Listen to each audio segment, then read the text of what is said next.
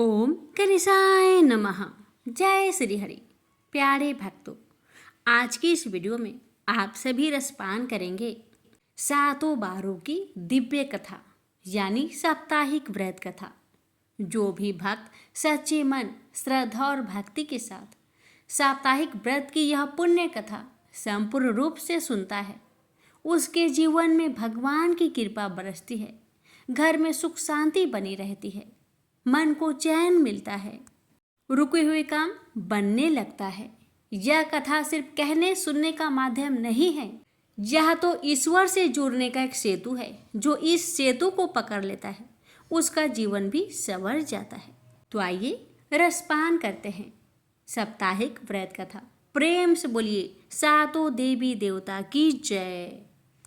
सोमवार व्रत कथा। किसी नगर में एक धनी व्यापारी रहता था। दूर दूर तक उसका व्यापार फैला हुआ था। नगर के सभी लोग उस व्यापारी का सम्मान करते थे। इतना सब कुछ संपन्न होने के बाद भी वह व्यापारी बहुत दुखी था, क्योंकि उसका कोई पुत्र नहीं था, जिस कारण अपने मृत्यु के पश्चात व्यापार के उत्तराधिकारी की चिंता उसे हमेशा सताती रहती थी। पुत्र प्राप्ति की इच्छा से व्यापारी प्रत्येक सोमवार भगवान शिव का व्रत पूजा किया करता था और शाम के समय शिव मंदिर में जाकर शिव जी के सामने घी का दीपक जलाया करता था। उसकी भक्ति देखकर माँ पार्वती प्रसन्न हो गई और भगवान शिव से उस व्यापारी की मनोकामना पूर्ण करने का निवेदन किया। भगवान शिव बोले, इस संसार में सबको उसके कर्म के अनुसार फल की प्राप्ति होती है। जो प्राणी जैसा कर्म करते हैं उन्हें वैसा ही फल प्राप्त होता है। शिवजी द्वारा समझाने के बावजूद माँ पार्वती नहीं मानी और उस व्यापारी की मनोकामना पूर्ति हेतु वे शिवजी से बार बार अनुरोध करती रही। अंततः माता के आग्रह को देखकर भगवान भोलेनाथ को उस व्यापारी को पुत्र प्राप्ति का वरदान देना पड़ा। वरदान देने के पश्चात भोलेनाथ माँ पार्वती से बोले, आपके आग्रह पर मैंने पुत्र प्राप्ति का वरदान तो दे दिया, परंतु इसका यह पुत्र 16 वर्ष से अधिक समय तक जीवित नहीं रहेगा। उसी रात भगवान शिव उस व्यापारी के सपने में आए और उसे पुत्र प्राप्ति का वरदान दिया और उसके पुत्र की 16 वर्ष तक जीवित रहने की भी बात बताई। भगवान के वरदान से व्यापारी को खुशी तो हुई, लेकिन पुत्र की अल्पायु की चिंता ने उस खुशी को नष्ट कर दिया। व्यापारी पहले की तरह सोमवार के दिन भगवान शिव का विधिवत व्रत करता रहा। कुछ महीनों के बाद उसके घर एक अति सुंदर बालक ने जन्म लिया और घर में खुशियां ही खुशियां भर गई। बहुत धूमधाम से पुत्र जन्म का समारोह मनाया गया, परंतु व्यापारी को पुत्र जन्म की अधिक खुशी नहीं हुई, क्योंकि उसे पुत्र की अल्प आयु के रहस्य का पता था। जब पुत्र 12 वर्ष का हुआ तो व्यापारी ने उसे उसके मामा के साथ पढ़ने के लिए बनारसी भेज दिया। लड़का अपने मामा के साथ शिक्षा प्राप्त हेतु चल दिया। रास्ते में जहाँ भी मामा भांजे विश्राम हेतु रुकते, वहीं यज्ञ करते और ब्राह्मणों को भोजन कराते। लंबी यात्रा के बाद मामा भांजे एक नगर में पहुँचे। उस दिन नगर के राजा की कन्या का विवाह था, जिस कारण पूरे नगर को सजाया गया था। निश्चित समय पर बारात आ गई, लेकिन वर का पिता अपने बेटे के एक आंख से काने होने के कारण बहुत चिंतित था। उसे भय था कि इस बात का पता चलने पर कहीं राजा विवाह से इनकार न कर दे, इससे उसकी बदनामी भी होगी। जब वर के पिता ने व्यापारी के पुत्र को देखा तो उसके मस्तिष्क में एक विचार आया। उसने सोचा, क्यों ना इस लड़के को दुल्हा बनाकर राजकुमारी से विवाह करा दूं। विवाह के बाद इसको धन देकर विदा कर दूंगा और राजकुमारी को अपने नगर ले जाऊंगा। वर के पिता ने लड़के के मामा से इस संबंध में बात की। मामा ने धन मिलने की लालच में वर के पिता की बात को स्वीकार कर ली। लड़के को दूल्हे का वस्त्र पहनाकर राजकुमारी से विवाह कर दिया गया। राजा ने बहुत सारा धन देकर राजकुमारी को विदा किया।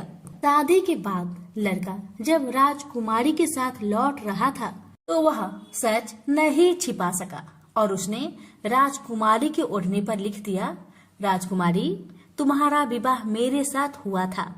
मैं तो बनारसी पढ़ने के लिए जा रहा हूँ और अब तुम्हें जिस नवयुवक की पत्नी बनना पड़ेगा वह कान्हा है।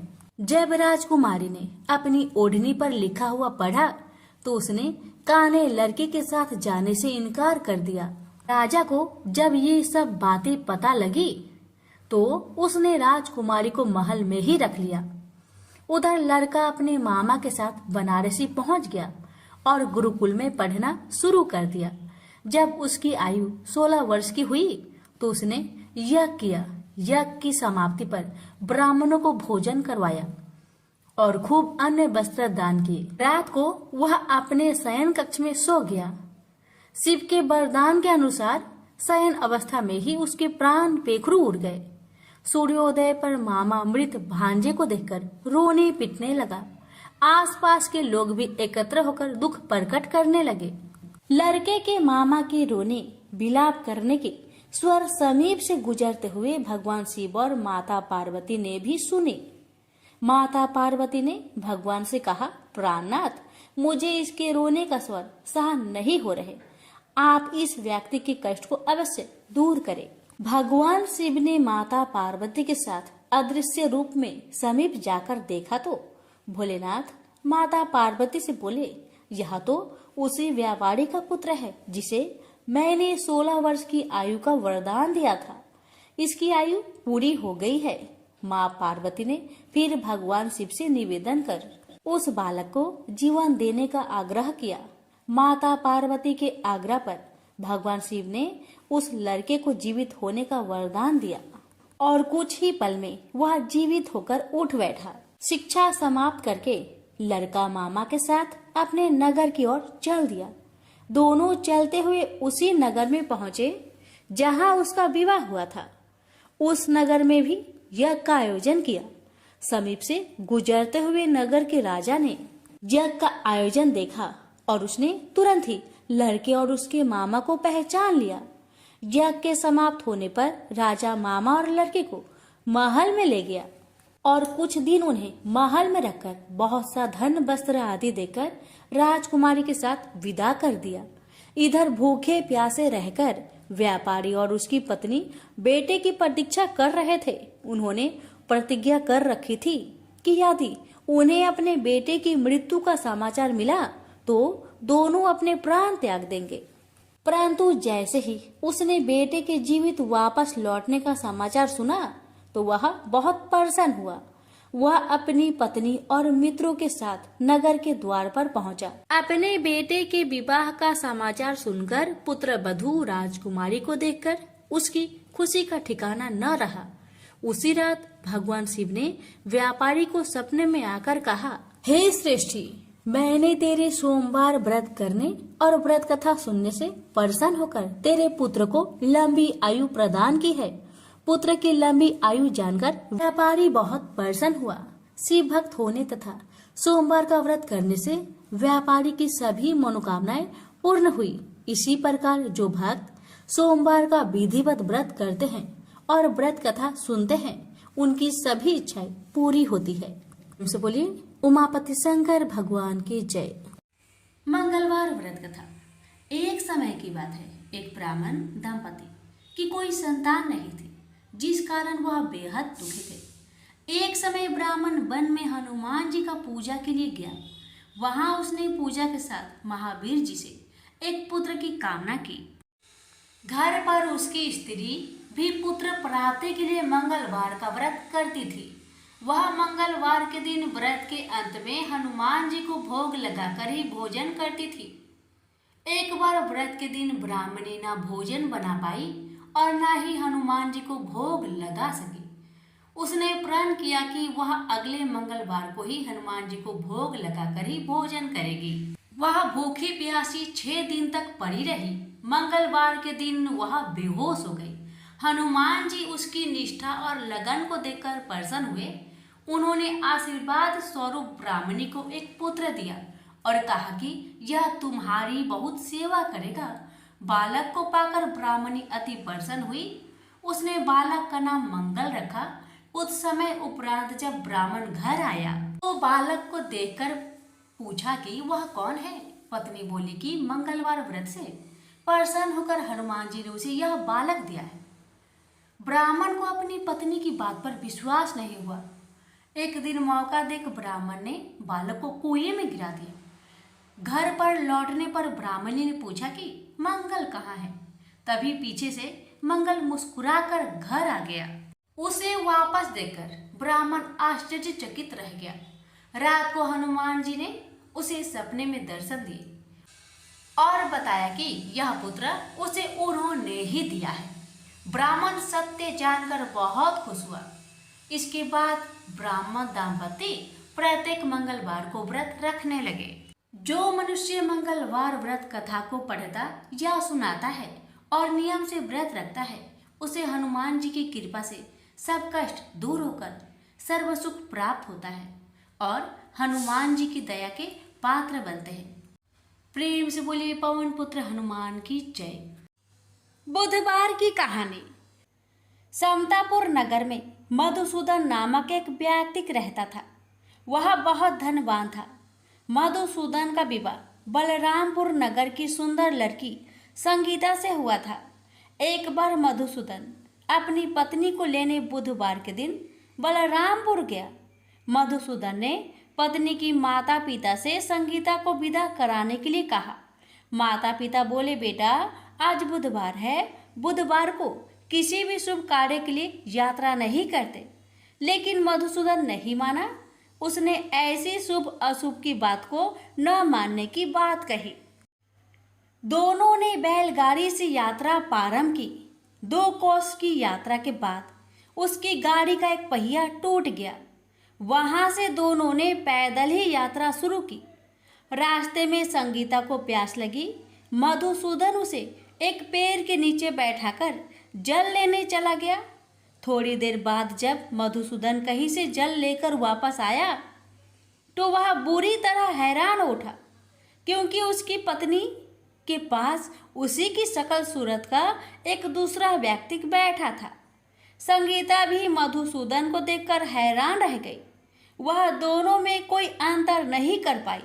मधुसूदन ने उस व्यक्ति से पूछा, तुम कौन हो और मेरी पत्नी के पास क्यों बैठे हो? मधुसूदन की बात सुनकर उस व्यक्ति ने कहा, अरे भाई, यह मेरी पत्नी संगीता है। मैं अपनी पत्नी को ससुराल से विदा कराकर लाया हूँ। लेकिन तुम कौन हो जो मुझसे ऐसा प्रश्न कर रहे हो? मधुसूदन ने कहा, तुम जरूर कोई चोर या ठग हो। यह मेरी पत्नी संगीता है। मैं इसे पेड़ के नीचे बैठाकर जल लेने गया था। इस पर उस व्यक्ति ने कहा, अरे भाई, झूठ तो तुम बोल रहे हो। संगीता को प्यास लगने पर जल लेने तो मैं गया था। मैंने तो जल लाकर अपनी पत्नी को पिला भी दिया। अब तुम चुपचाप यहाँ से चलते बनो, नहीं तो किसी सिपाही को बुलवाकर तुम्हें पकड़वा दूंगा। दोनों एक दूसरे से लड़ने लगे। उन्हें लड़ते देख बहुत से लोग वहां एकत्र हो गए। नगर के कुछ सिपाही भी वहां आ गए। सिपाही उन दोनों को पकड़कर राजा के पास ले गए। सारी कहानी सुनकर राजा भी कोई निर्णय नहीं कर पाया। संगीता भी उन दोनों में से अपने वास्तविक पति को नहीं पहचान पा रही थी। राजा ने दोनों को कारागार में डाल देने के लिए कहा। राजा के फैसले पर असली मधुसूदन भयभीत हो उठा। तभी आकाशवाणी हुई, मधुसूदन, तूने संगीता के माता पिता की बात नहीं मानी और बुधवार के दिन अपनी ससुराल से प्रस्थान किया। यह सब भगवान बुद्ध देव के प्रकोप से हो रहा है। मधुसूदन ने भगवान बुद्ध देव से प्रार्थना की कि हे भगवान बुद्ध देव, मुझे क्षमा कर दीजिए। मुझसे बहुत बड़ी गलती हुई। भविष्य में अब कभी बुधवार के दिन यात्रा नहीं करूंगा और सदैव बुधवार को आपका व्रत किया करूंगा। मधुसूदन के प्रार्थना करने से भगवान बुद्ध देव ने उसे क्षमा कर दिया। तभी दूसरा व्यक्ति राजा के सामने से गायब हो गया। राजा और दूसरे लोग इस चमत्कार को देख हैरान हो गए। भगवान बुद्ध देव की इस अनुकंपा से राजा ने मधुसूदन और उसकी पत्नी को सम्मान पूर्वक विदा किया। कुछ दूर चलने पर रास्ते में उन्हें बैलगाड़ी मिल गई। बैलगाड़ी का टूटा हुआ पहिया भी जुड़ा हुआ था। दोनों उसमें बैठकर समतापुर की ओर चल दिए। मधुसूदन और उसकी पत्नी संगीता दोनों बुधवार को व्रत करते हुए आनंद पूर्वक जीवन यापन करने लगे। इस तरह भगवान बुद्ध देव की कृपा से उनके यहाँ खुशियां बरसने लगी। इस तरह जो स्त्री पुरुष विधिवत बुधवार का व्रत करके व्रत कथा सुनते हैं, भगवान बुद्ध देव उनके सभी कष्ट को दूर करते हैं। प्रेम से बोलिए बुद्ध देव की जय। बृहस्पतिवार व्रत कथा। प्राचीन काल में एक ब्राह्मण रहता था। वह बहुत निर्धन था। उसके कोई संतान नहीं थी। उसकी स्त्री बहुत मलिनता के साथ रहती थी। वह स्नान न करती। इससे ब्राह्मण देवता बड़े दुखी थे। बेचारे बहुत कुछ कहते थे, किंतु उसका कुछ परिणाम न निकला। भगवान की कृपा से ब्राह्मण की स्त्री के कन्या रूपी रत्न पैदा हुआ। कन्या बड़ी होने पर प्रता स्नान करके विष्णु भगवान का जाप हुआ। बृहस्पतिवार का व्रत करने लगी। अपने पूजन पाठ को समाप्त करके विद्यालय जाती तो अपनी मुट्ठी में जौ भर के ले जाती और पाठशाला के मार्ग में डालती जाती। जब ये जौ स्वर्ण के हो जाते, लौटते समय उनको बीनकर अपने घर ले आती थी। एक दिन वह बालिका सूप में उस सोने की जौ को फटक कर साफ कर रही थी कि उसके माता ने देख लिया और कहा, हे बेटी, सोने की जौ के लिए सोने का सूप होना चाहिए। दूसरे दिन बृहस्पतिवार था। इस कन्या ने व्रत रखा और बृहस्पति देव से प्रार्थना करके कहा, मैंने आपकी पूजा सच्चे मन से की हो तो मेरे लिए सोने की सूप दे दो। बृहस्पति देव ने उसकी प्रार्थना स्वीकार कर लिए। रोजाना की तरह वह कन्या जौ फैलाती हुई जाने लगी। जब लौटकर जौ बीन रही थी तो बृहस्पति देव की कृपा से सोने का सूप मिला। उसे वह घर ले आई और उसमें जौ साफ करने लगी, परंतु उसकी माँ का वही ढंग रहा। एक दिन की बात है कि वह कन्या सोने के सूप में जौ साफ कर रही थी। उस समय उस शहर का राजपुत्र वहां से होकर निकला। इस कन्या के रूप और कार्य को देखकर मोहित हो गया तथा अपने घर आकर भोजन तथा जल त्याग कर उदास होकर लेट गया। राजा को इस बात का पता लगा तो अपने प्रधानमंत्री के साथ उसके पास गए और बोले, हे बेटा, तुम्हें किस बात का कष्ट है? किसी ने अपमान किया है अथवा और कोई कारण हो सो कहो, मैं वही कार्य करूंगा जिससे तुम्हें प्रसन्नता हो। अपने पिता की राजकुमार ने बातें सुनी तो वह बोला, मुझे आपकी कृपा से किसी बात का दुख नहीं है। किसी ने मेरा अपमान नहीं किया है, परंतु मैं उस लड़की से विवाह करना चाहता हूँ जो सोने की सूप में जौ साफ कर रही थी। यह सुनकर राजा आश्चर्य में पड़ गया और बोला, हे बेटा, इस तरह की कन्या का पता तुम्हें लगाओ, मैं उसके साथ तेरा विवाह अवश्य ही करवा दूंगा। राजकुमार ने उस लड़की के घर का पता बतलाया। तब मंत्री उस लड़की के घर गए और ब्राह्मण देवता को सभी हाल बतलाया। ब्राह्मण देवता राजकुमार के साथ अपनी कन्या का विवाह करने के लिए तैयार हो गए तथा विधि विधान के अनुसार ब्राह्मण की कन्या का विवाह राजकुमार के साथ हो गया। कन्या के घर से जाते ही पहले की भांति उस ब्राह्मण देवता के घर में गरीबी का निवास हो गया। अब भोजन के लिए भी अन्न बड़ी मुश्किल से मिलता था। एक दिन दुखी होकर ब्राह्मण देवता अपनी पुत्री के पास गए। बेटी ने पिता की दुखी अवस्था को देखा और अपनी माँ का हाल पूछा। तब ब्राह्मण ने सभी हाल कहा। कन्या ने बहुत सा धन देकर अपने पिता को विदा कर दिया। इस तरह ब्राह्मण का कुछ समय सुखपूर्वक व्यतीत हुआ। कुछ दिन बाद फिर वही हाल हो गया। ब्राह्मण फिर अपनी कन्या के यहाँ गया और सारा हाल कहा तो लड़की बोली, हे पिताजी, आप माताजी को यहाँ लेवा लाओ। मैं उसे विधि बता दूंगी जिससे गरीबी दूर हो जाए। वह ब्राह्मण देवता अपनी स्त्री को साथ लेकर पहुंचे तो अपनी माँ को समझाने लगी, हे माँ, तुम प्रातःकाल प्रथम स्नान आदि करके विष्णु भगवान का पूजन करो तो सब दरिद्रता दूर हो जाएगी। परंतु उसकी माँ ने एक भी बात नहीं मानी और प्रातःकाल उठकर अपनी पुत्री की बच्चों की जूठन को खा लिया। इससे उसकी पुत्री को बहुत गुस्सा आया और एक रात को कोठरी से सभी सामान निकाल दिया और अपनी माँ को उसमें बंद कर दिया। प्रातःकाल उसे निकाला तथा स्नान आदि करा के पाठ करवाया तो उसकी माँ की बुद्धि ठीक हो गई और फिर प्रत्येक बृहस्पतिवार को व्रत रखने लगी। इस व्रत के प्रभाव से उसके माँ बाप बहुत ही धनवान और पुत्रवान हो गए और बृहस्पति जी के प्रभाव से इस लोक के सुख भोग कर स्वर्ग को प्राप्त हुए।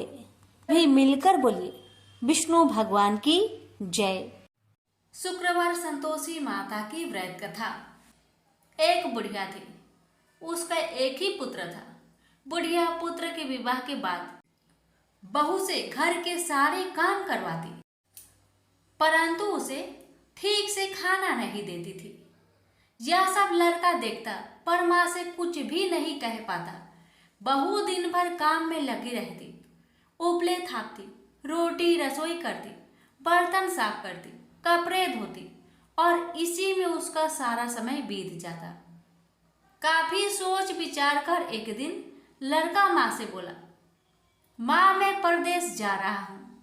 माँ को बेटे की बात पसंद आ गई तथा उसे जाने की आज्ञा दे दी। इसके बाद वह अपनी पत्नी के पास जाकर बोला, मैं परदेश जा रहा हूँ, आपने कुछ निशानी दे दो। बहू बोली, मेरे पास तो निशानी देने योग कुछ भी नहीं है। यह कहकर वह पति के चरणों में गिरकर रोने लगी।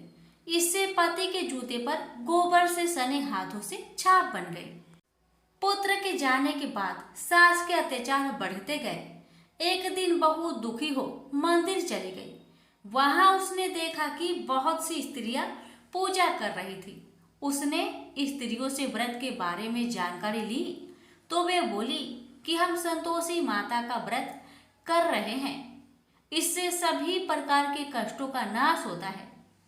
स्त्रियों ने बताया, शुक्रवार को नहा धोकर एक लोटे में शुद्ध जल ले, गुड़ चने का प्रसाद लेना तथा सच्चे मन से माँ का पूजन करना चाहिए। खटाई भूल कर भी मत खाना और ना ही किसी को देना। एक वक्त भोजन करना।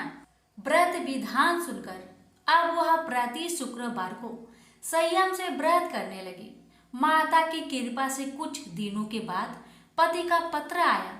कुछ दिनों के बाद पैसा भी आ गया।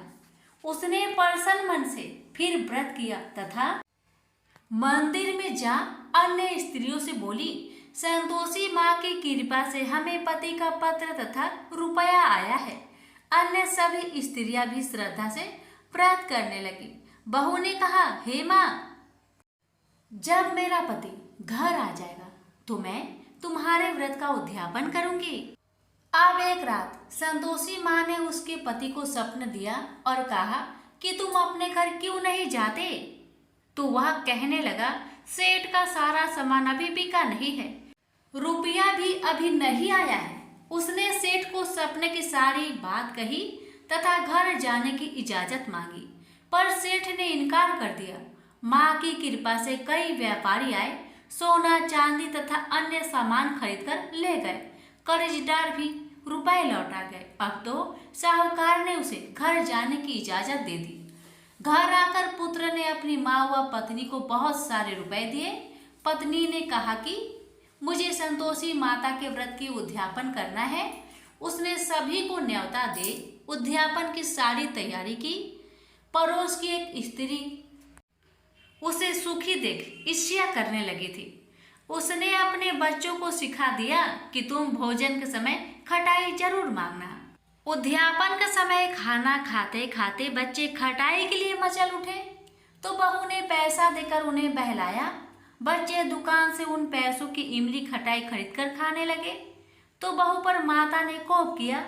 राजा के दूत उसके पति को पकड़कर ले जाने लगे तो किसी ने बताया कि उद्यापन में बच्चे ने पैसों की इमली खटाई खाई है। तो बहू ने पुनः व्रत के उद्यापन का संकल्प किया। संकल्प के बाद वह मंदिर से निकली तो राह में पति आता दिखाई दिया। पति बोला, इतना धन जो कमाया है उसका कर राजा ने मांगा था। अगले शुक्रवार के उसने फिर विधिवत व्रत का उद्यापन किया। इससे संतोषी माँ प्रसन्न हुई। 9 माह बाद चांद सा सुंदर पुत्र हुआ। अब सास बहू तथा बेटा माँ की कृपा से आनंद से रहने लगे। प्रेम से बोलिए संतोषी माँ की जय। शनिवार व्रत कथा। एक ब्राह्मण को सपने में नीली घोड़ी पर नीली कपड़े पहने एक आदमी दिखाई देता था और कहता है, हे ब्राह्मण देवता, मैं तेरे लगूंगा। ब्राह्मण घबरा कर उठ गया। अगले दिन यही सपना उसे फिर आता है। यह सपना उसे रोज आने लगा। वह परेशान हो गया और चिंता के मारे दुबला होने लगा। उसकी पत्नी ने कारण पूछा तो उसने सपने के बारे में बताया। ब्राह्मणी बोली, वे अवश्य ही शनि महाराज होंगे। अब की बार दिखे तो कहना लग जाओ, पर 1:15 से ज्यादा मत लगना। उस दिन सपने आने पर ब्राह्मण ने कहा, लग जाओ, पर कितने समय के लिए लगोगे? शनि जी बोले, 7.5 वर्ष का लगूंगा। ब्राह्मण ने कहा, क्षमा करे शनि जी, इतना भारी तो मुझसे झेला नहीं जाएगा। तब शनि जी बोले, तो 5 वर्ष का लग जाऊंगा। ब्राह्मण बोला, यह भी मेरे लिए ज्यादा है। शनि जी बोले, 2.5 साल का लग जाऊं। ब्राह्मण ने मना किया तो शनि जी कहने लगे, 1.25 का तो लगूंगा ही। इतना तो कोढ़ी कलंगी भिखारी के भी लग जाता हूँ। तब ब्राह्मण ने कहा, ठीक है। ब्राह्मण को 1.25 की शनि की दशा लग गई। ब्राह्मण ने नींद से जागकर ब्राह्मण से कहा, मेरे 1.25 शनि की दशा लग गई है, इसलिए मैं जंगल में जाकर यह समय बिताऊंगा। मेरे लिए खाने पीने का सामान बांध दे। मेरे पीछे से किसी से लड़ाई झगड़ा ना हो, इसका ध्यान रखना। ज्यादातर घर में ही रहना। बच्चों का भी ध्यान रखना। इस 1.25 के समय में कोई गाली भी दे तो चुपचाप सुन लेना, बहस मत करना। यह सब समझाकर ब्राह्मण जंगल में चला गया। जंगल में ब्राह्मण एक पीपल के पेड़ के नीचे बैठ गया और हनुमान जी का पाठ करने लगा।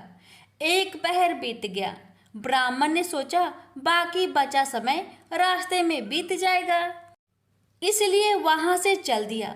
रास्ते में एक बाड़ी में मतीरे लगे देखे।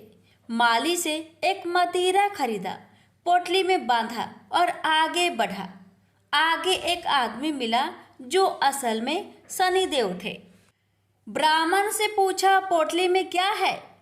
उसने कहा, मतीरा है। शनिदेव बोले, दिखाओ। ब्राह्मण ने पोटली खोली।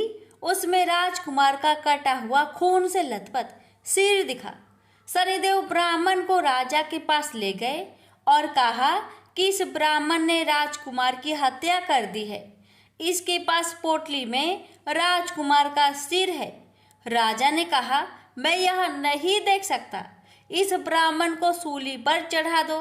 राजा के यहाँ हाहाकार मच गया।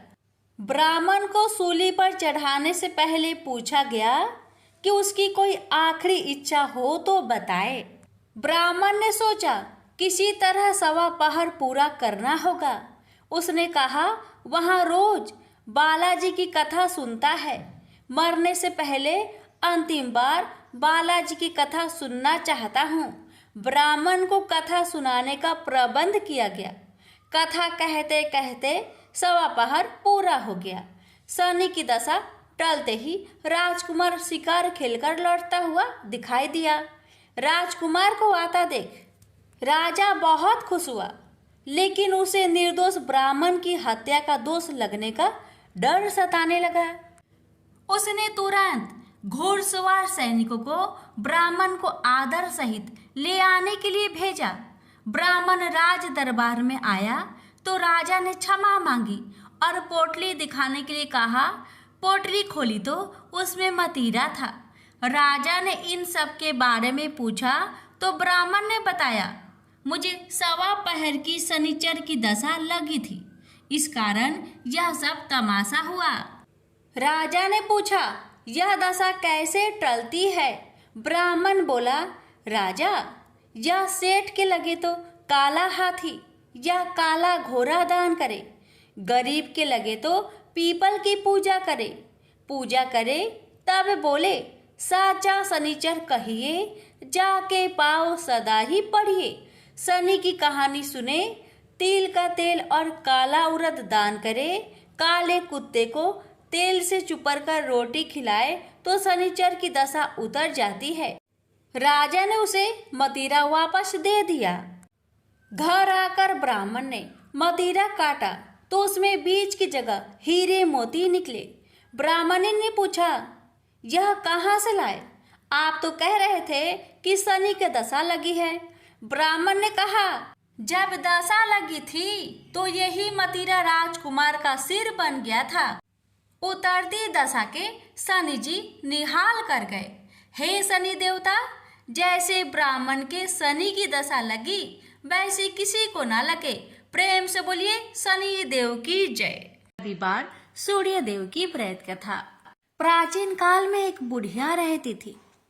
वह नियमित रूप से रविवार का व्रत करती थी। रविवार के दिन सूर्योदय होने से पहले ही उठकर बुढ़िया स्नान आदि से निवृत्त होकर आंगन को गोबर से लीपकर स्वच्छ करती और उसके बाद सूर्य भगवान की पूजा करते हुए रविवार व्रत कथा सुनकर सूर्य भगवान को भोग लगाकर दिन में एक समय भोजन करती थी। सूर्य भगवान की अनुकंपा से बुढ़िया को किसी प्रकार की चिंता एवं कष्ट नहीं था। धीरे धीरे उसका घर धन्य धान्य से भर रहा था। अब होता है ये कि उस बुढ़िया को सुखी होते देख उसकी पड़ोसन उससे जलने लगी।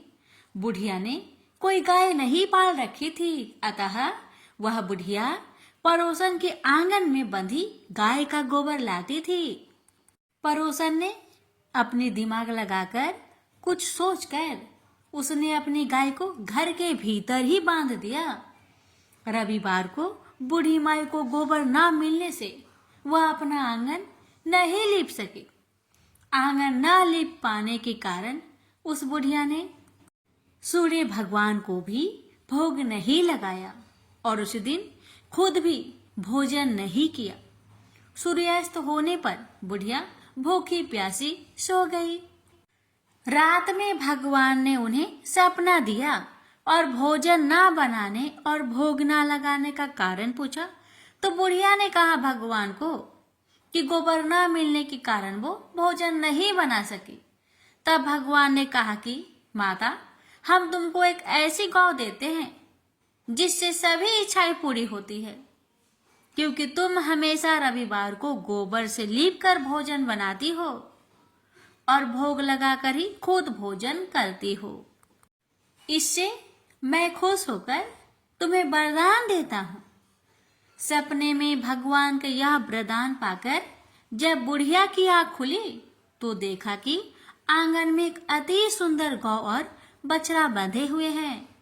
गाय और बछड़े को देखकर वह खुश हो जाती है और घर के बाहर बांध देती है और खाने को चारा डाल देती है। जब पड़ोसन ने वृद्धा के घर के बाहर अति सुंदर गौ और बछड़े को देखा तो देश भावना से प्रेरित होकर उसका हृदय जल उठा। और जब उसने देखा कि गाय ने सोने का गोबर दिया है तो वो गाय का सोने का गोबर ले गई और अपनी गाय के गोबर उसकी जगह रख दिया। रोजाना वह ऐसा करती रही और सीधी साधी बुढ़िया को कानों कान इसकी खबर तक ना होने दी।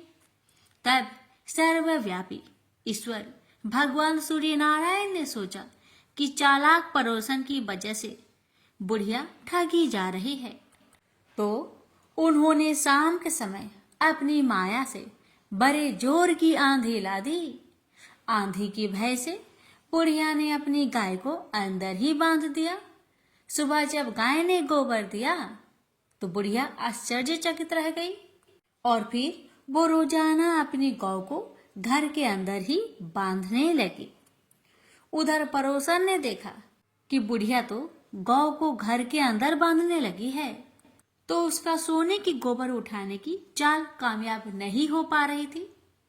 तो कुछ उपाय ना देखकर पड़ोसन ने सीधे राजा की सभा में जाकर सारी बात बता दी।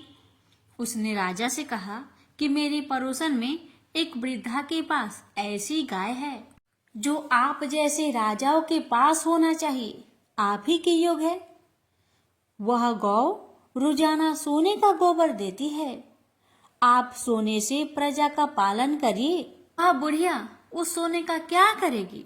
राजा ने यह बात सुनकर अपने दूतों को बुढ़िया के घर जाकर गौ लाने की आज्ञा दे दी। अब बुढ़िया सुबह सुबह ईश्वर को यानी सूर्य नारायण को भोग लगाकर भोजन ग्रहण करने जा ही रही थी कि तभी राजा के कर्मचारी गाय खोलकर ले गए। यह देखकर बुढ़िया काफी रोई, जोर जोर से चिल्लाई, लेकिन कोई कर्मचारी ने एक ना सुनी। उस दिन फिर वृद्धा गौ के वियोग में भोजन ना कर सकी और रात भर रो रो कर सूर्य नारायण से गाय को पुनः पाने की प्रार्थना करती रही। वहीं दूसरी ओर राजा गौ को देखकर बहुत प्रसन्न हुआ और सुबह ही जैसे वह उठा, सारा महल गोबर से भरा दिखाई देने लगा। राजा यह देखकर घबरा गया।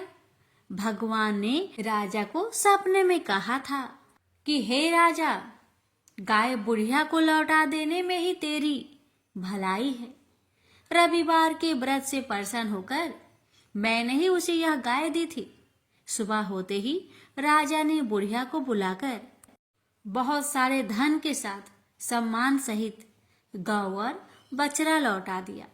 इसके साथ ही पड़ोसन को भी बुलाकर उचित दंड भी दिया। ऐसा करने से राजा के महल की गंदगी दूर हुई और उसी दिन राजा ने नगरवासियों को आदेश दिया कि अपनी समस्त मनोकामनाओं की पूर्ति के लिए रविवार का व्रत रखा करे। प्रेम से बोलिए सूर्य नारायण की जय। हे सूर्य नारायण, जैसी कृपा आपने बुढ़िया माई पर करी, वैसे ही कृपा आपकी कथा कहने वाले, सुनने वाले, हुक्कार भरने वाले सभी भक्तों पर करना और सभी भक्तों की हर मनोकामना को पूर्ण करना। जय सूर्य नारायण।